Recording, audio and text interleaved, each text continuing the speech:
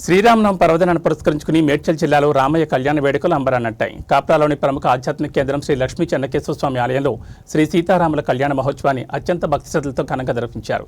ఈ కళ్యాణ మహోత్సవ కార్యక్రమానికి కాప్రా మరియు పరిసర ప్రాంతాల నుంచి భక్తులు పెద్ద ఎత్తున హాజరయ్యారు. ఆలయ ప్రాంగణమంతా రామనామస్మరణతో మారుమోగిపోయింది.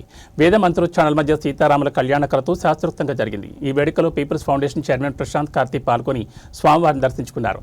అనంతరం భక్తులకు ఏర్పాటు చేసిన అన్నదాన కార్యక్రమాన్ని ఆయన స్వయంగా పర్యవేక్షించి విజయవంతం చేశారు.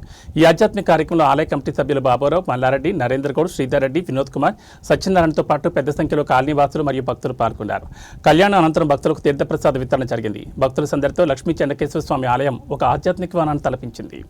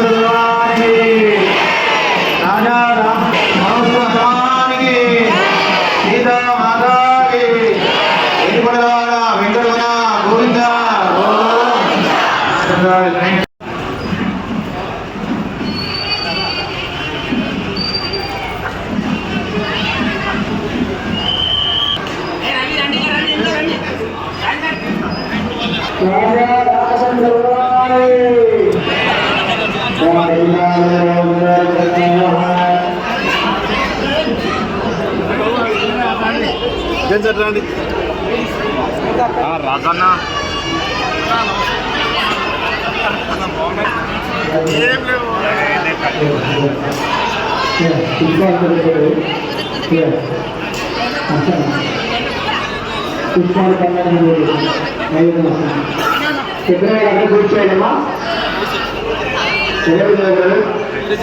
ఓం శ్రీరాయ మహానారాయణాయ మహానారాయణ